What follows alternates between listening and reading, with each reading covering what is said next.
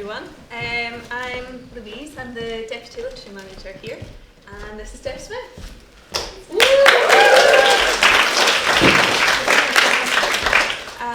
So we're just going to talk Stef is going to talk for about 20 minutes, just going to answer some questions from me, and then we'll take some questions from you guys. So, Stef. Thank you for coming as well. Yeah, thank you for coming. It's nothing about you guys. So, tell me, how do you describe the play when someone asks you what it's about? Yeah, you see, I knew Louise was going to ask that question, and it's the question that lots of writers dread. What's your play about? Because it feels oddly reductive to go, oh, it's about this, or it feels like marketing when you're like, these are the tag words that you'll use. But I think for me, part of the impetus for Human Animals, a couple of years ago, I became very aware of the term called speciesism, and speciesism is about the assignments of rights to animals depending on their species. So for example, human animals at the top, and then it might go, apes, and then mammals, and then we care probably about amphibians slightly more than we do fish, and fish before insects. And I became really interested in why that is. Why do we want to hug a cat and not a cockroach? What's inbuilt in us? And as someone who's been involved in animal rights since my early teens, it's been a thought process that I've become really interested in. And then as a dramatist, I went, well, how the fuck do you dramatise that argument? Without putting everybody in animal costumes, right? And so I wanted to find a way to have that discussion on stage without it being super explicit. And there's still in there in the play, of course, but it's not people in animal suits. Although, funnily enough, when we were discussing costumes for this production, animal onesies were talked about quite a lot. So that was sort of the impetus. I sort of had that feeling, and as a dramatist, a lot of my work starts from a question, and my question was, how do we dramatise the discussion of speciesism? And Human Animals came as a result of that. So when people ask you now what it's about, apart from saying, stop asking me that question. I'll have a white wine, please. You talk about speciesism, that's the thing? Yeah, and also I think otherness in general, I think we're really quick to be an us and them culture, and whether that's about sexuality or race or immigration or politics, it's always us and them. And I think we find a real safety in that, in having an other, because my life is good because at least it's not theirs. And I think we do that, that I think it's an argument that can translate to lots of different discussions. And so I suppose I would talk about that as well. And also the culture of fear. I think we live in a culture that's increasingly, social media, don't get me started on social media, but, we're sort of blasted with these images of how the world is falling apart all the fucking time. And yet at the same day, I'll still make a cup of tea in the morning, even if, literally this morning I read a tweet where it went, France is on fire, and I was like, oh yeah, cool, I'll have a cup of tea, please. Fucking country's on fire, and I'm just like, I'll have a flat white, please. And I think I'm really interested in our ability also to segregate these things in our lives, and they go, that's happening over there, it's not happening to me, so that's a shame, but actually it doesn't affect my ability to get a flat white. And that's, that scares me, and I wanted to explore that in the piece as well. And the way that the production works sort of has an element of that to it, isn't it? About how much information we can hold in our heads and concentrate on. Well, scientists have found out that we're actually predispositioned to not engage with global warming. There's something that happens in our brains where we go, the idea is too big, I'll protect myself from it, so I won't engage with it. And there's this cognitive distancing that happens. And so, as animals, we're predisposed to not engage with these big ideas, which is slightly terrifying. But in regards to the production, there's definitely an othering there. You've got outside happening here, whatever that is, and the idea that it slowly starts to encroach. We're being overstaged by very noisy crickets. Keep it down at the back. Yeah, exactly. Yeah. Well, maybe that's a good way to start talking about how the process worked from taking it from a piece of text into the production that we all saw tonight. Not me, I didn't watch it. Yeah, but you've seen it twice. I have seen it twice. I've read many, many drafts of it. So, Human Animals, it was really interesting. I was involved in a writers' group here. It was called the National Writers' Group, and it was the Royal Court engaging with writers outside of London. At that point, I lived in Glasgow. And so I'd come down once a week and hang out with some really cool writers, and it was Nick Payne who was leading the group. And we spoke about plays, we spoke about our own work, we had questions. It was a really active, beautiful thing to be a part of, because at that point I still had a job, you know, like a job that wasn't playwriting. And so I got this escape on a Saturday where I got to go and be like, oh fuck, I'm a playwright, this is really cool. But only on Saturday. But only on Saturday, yeah. Monday to Friday, no way. And so that was a really wonderful thing, and really important to me, to my evolution as a writer, to sit in a room with a bunch of other writers and call yourself a writer is really empowering. And so at the end of that writers group, we were asked to submit a script, and the script was a very early version of Human Animals. And it was funny, that happened just before Vicky got appointed as artistic director. And then Vicky got appointed, and so my conversation sort of shifted to when she took power, if you will. Seized power. Seized power, yes. It's a bit violent of a metaphor. And it's development is a big part of my work. Hearing it aloud is such an important thing. It stops it from just becoming a piece of literature. It has to be something that exists in 3D.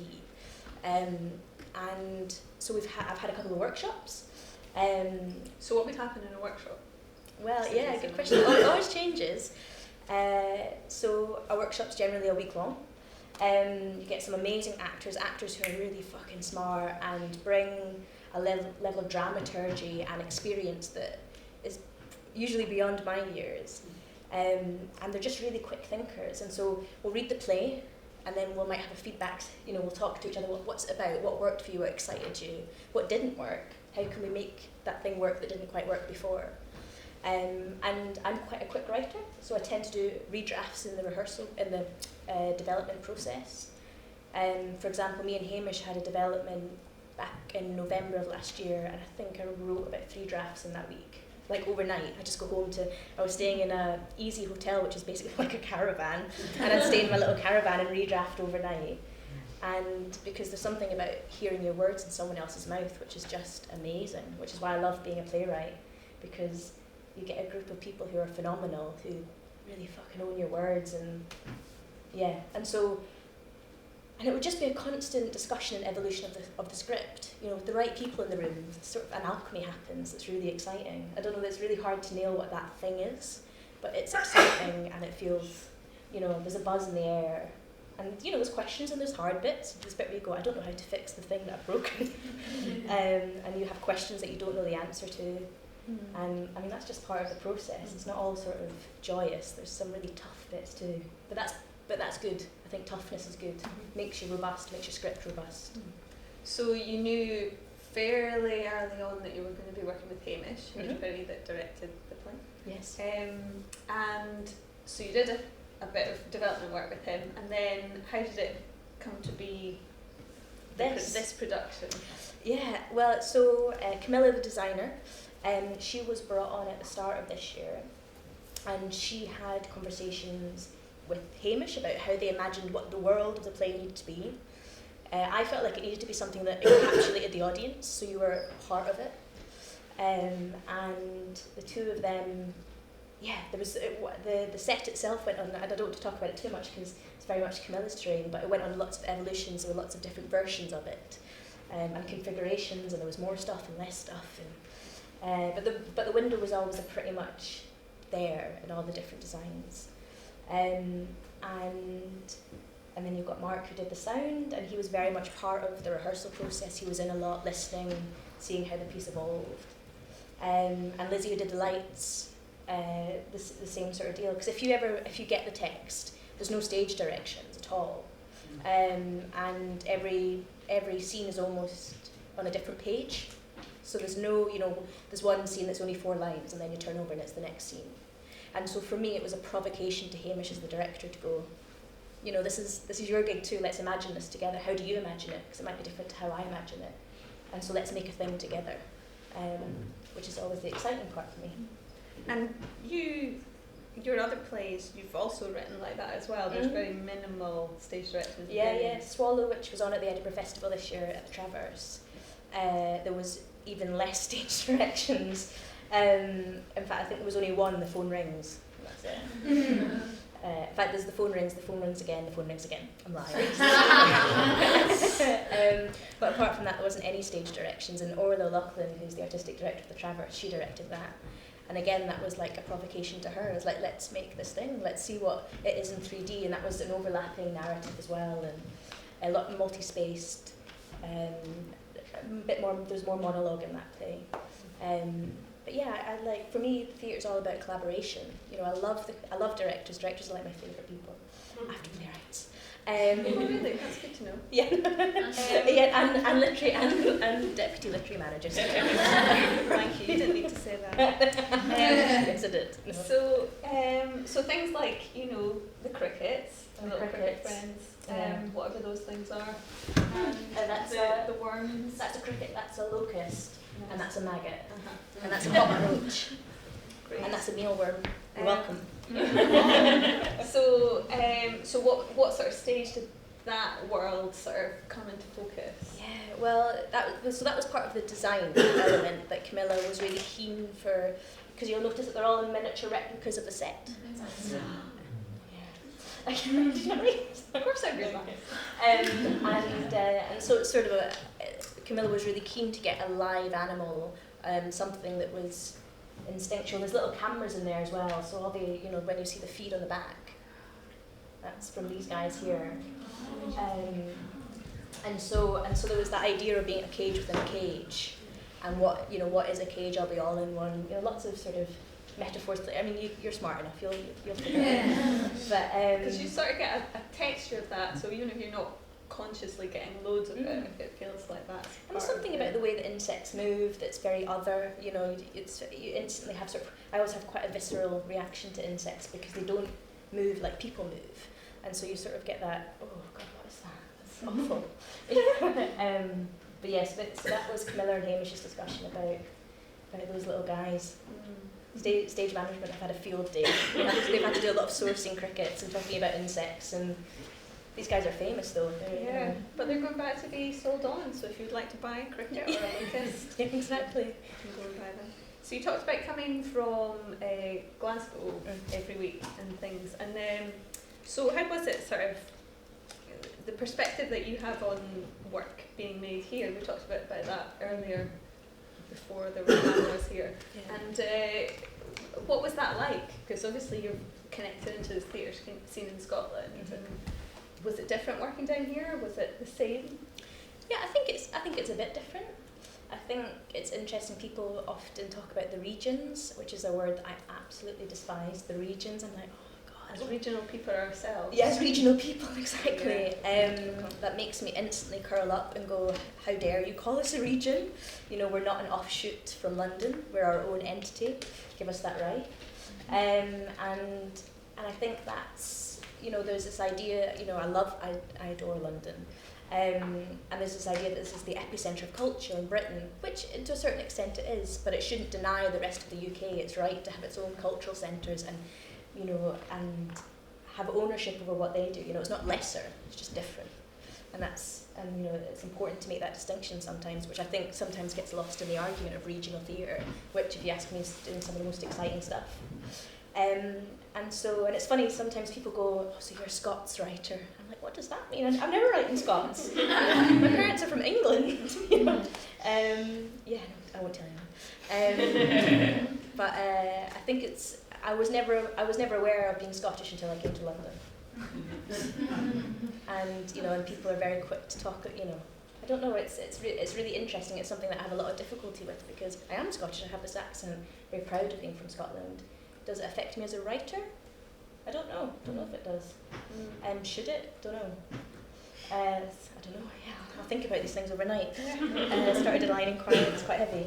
But because you talked a little bit earlier about how you sort of noticed that different tags were attached to you as playwright, like young playwright, Scottish playwright, female playwright, queer playwright.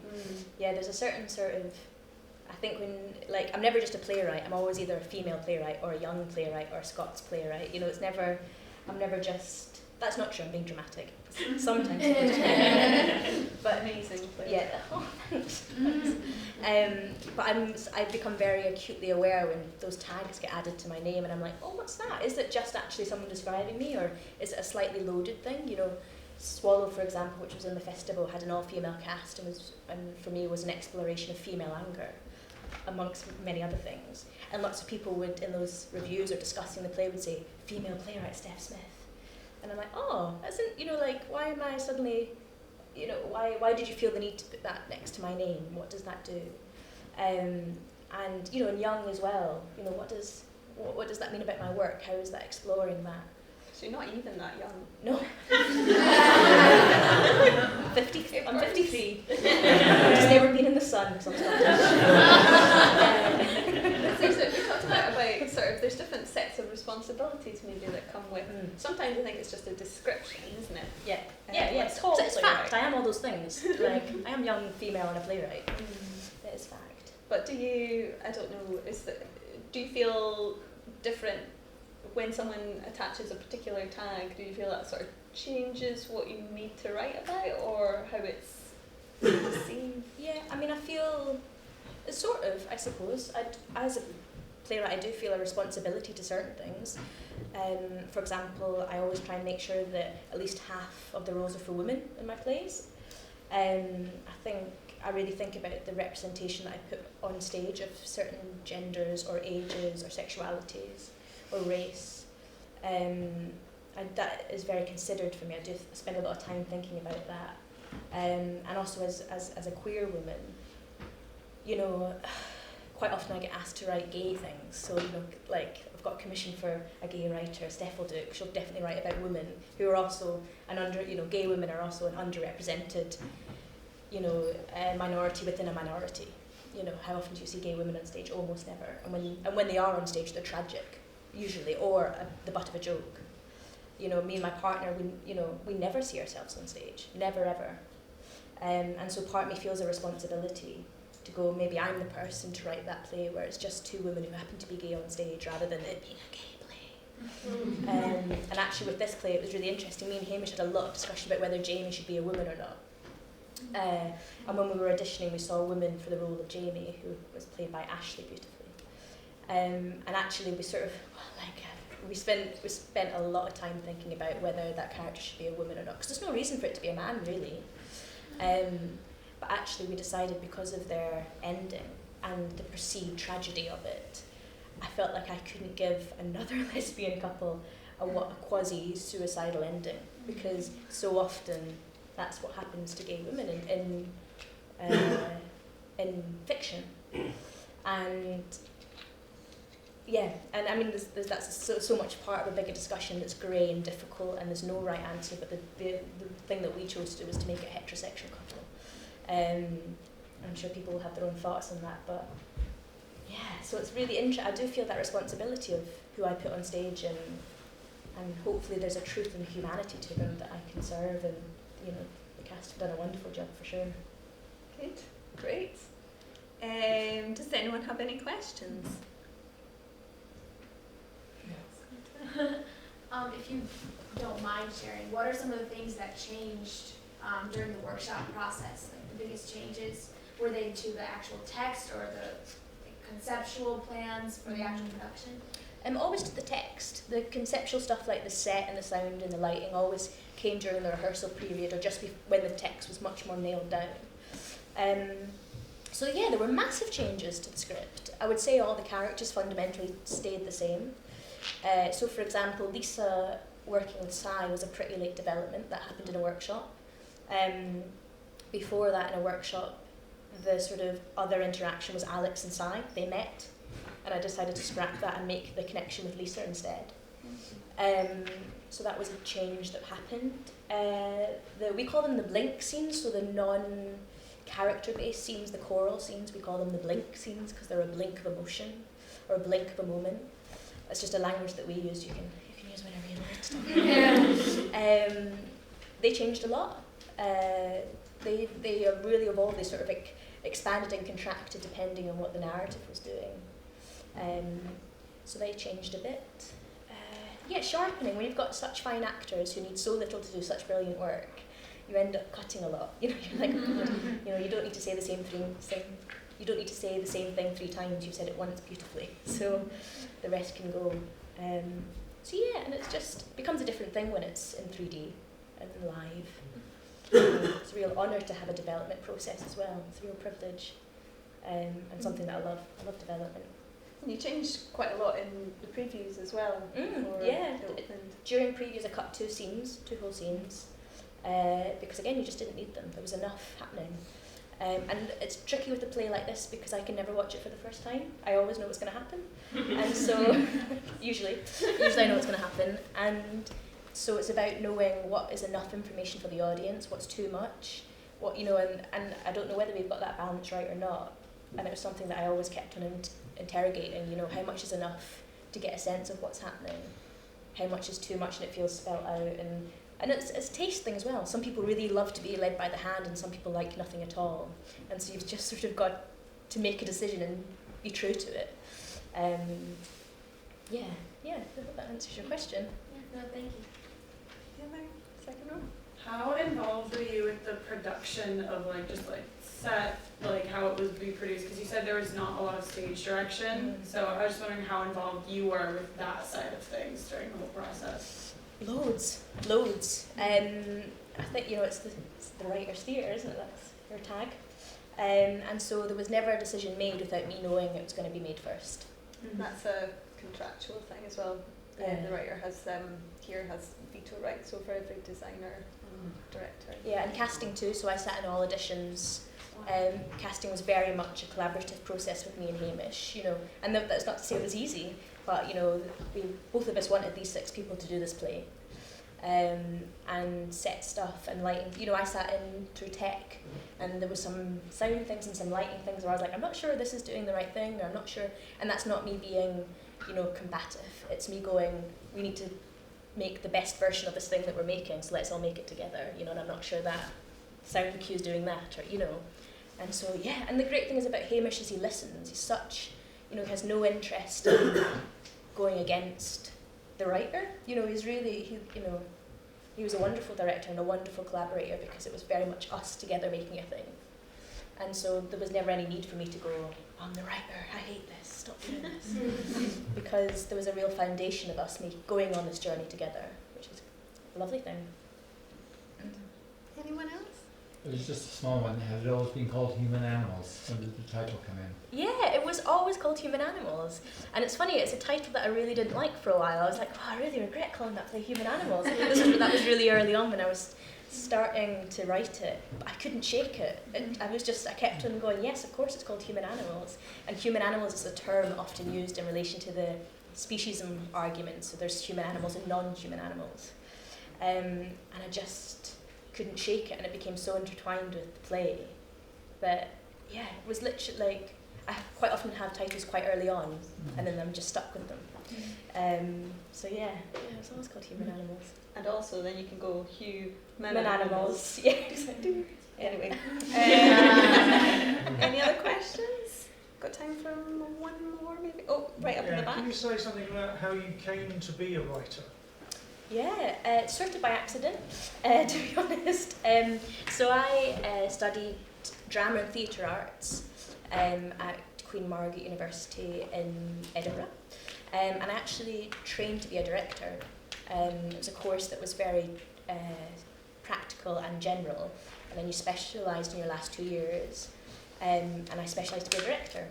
But I'd always written poetry, and I'd sort of muddled around with things that maybe weren't quite plays, but were sort of people talking and voices, and my computer at the time was filled with these Word documents of just stuff. And then I was asked to be part of a development of a play that's of someone who'd sort of read some of my really early work, and asked to come on board and to initially just write monologues, because my writing can be quite poetic. So I was asked to write these monologues for this play that was about sex trafficking, and that was mostly a devised piece. And then through the development process, I was then asked to make a whole play, because they were like, the play is called Roadkill, and it was directed by Cora Bissett, and so we made this play together, and I was like, oh, I quite like this playwriting thing, and then people kept on asking me to write plays, and I was like, yeah, okay, this is great. I will do this. But I've always loved writing. I think writing has always been a massive part of my life ever since I was about 8. I just wrote all the time, and I think I'm sort of the playwriting bit came quite late on. In fact, Kirsten Adam, who's here tonight, invited me to go to it was a youth theatre in Stirling, near where we grew up.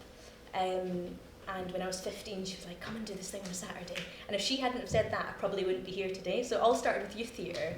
And so that's where my journey really started. I went to university because I went to youth theatre, and I went to youth theatre because Kirsten asked me to. And It all starts with Kirsten. Where are you? she's up back there. There she is. Well done, Kirsten. Thank you. But so being, that's the sort of evolution of my journey. But yeah, youth theatre is where it started. That's why I love youth theatre. I'm a big advocate of it. I think it's incredibly important. So having been a director, how do you leave a play alone to let somebody else direct? You know what? I think that's just the gig. That's what you sign up for. Like, I think when you do new writing, and because I'm really interested in collaboration, that's just what it is. You just know that, I'm not interested in being the biggest voice in the room, really. For me, I want the director to have ownership over what we're making, and the actors as well to have ownership over it. And so I don't feel particularly precious. I don't feel like if they did something that was really off the mark, I'd say, I was like, that's not quite the right thing, or you've totally missed the point, or tonally it's totally wrong, then I'd have that conversation. And I feel able to have that conversation with my collaborators, so I don't feel too worried about handing something over. But also that's the fun, like Hamish has imagined this production in a way that I could have never did I go, it'd be set in a giant blue aquarium, and we'll have a fire in the background and tanks full of insects. Not once did I imagine that, funnily enough. And so, that's the exciting bit. The exciting bit is handing over. Well, thank you very much for coming. Awesome.